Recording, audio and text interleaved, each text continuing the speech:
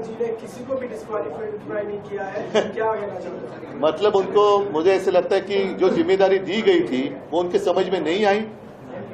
मामला सीधा था, डिस्क्वालिफिकेशन का था, और इसलिए हम सुप्रीम कोर्ट में गए थे और सुप्रीम कोर्ट ने एक फ्रेमवर्क दिया था क्या होना चाहिए, कैसे होना चाहिए। और सुप्रीम कोर्ट ने हमारा व्हिप सुनील प्रभु और गुट का नेता अजय चौधरी, उसको उनकी जो हमने नियुक्ति की थी वो मान्य की थी।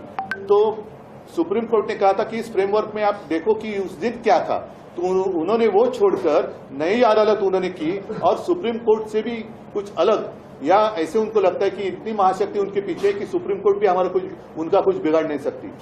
और ये तो अन्याय नहीं, उनकी समझ के बाहर का ये शायद डिसीजन था, या ऊपर से जो आया वो उन्होंने किया है। और इसलिए मैंने कल प्रेस में कहा था कि ये इनकी मिलीभगत है।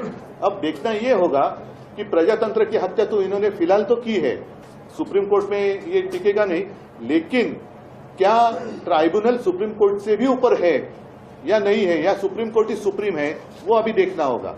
देश में प्रजातंत्र रहेगा कि नहीं रहेगा। मैंने कई बार कहा है, जब हमारी दसरा रैली थी उस वक्त भी मैंने कहा था हमारे बारे में चलो 20 साल के बाद दे दो फैसला, हमें मंजूर है, लेकिन इस देश में डेमोक्रेसी रहेगी कि नहीं रहेगी। तो इन्होंने, इनका मानना ऐसे कि नहीं रहनी चाहिए। लेकिन अब दूसरा सवाल आया है कि सुप्रीम कोर्ट भी रहेगा कि नहीं रहेगा, या ऐसे ट्राइब्यूनल उसके ऊपर रहेंगे।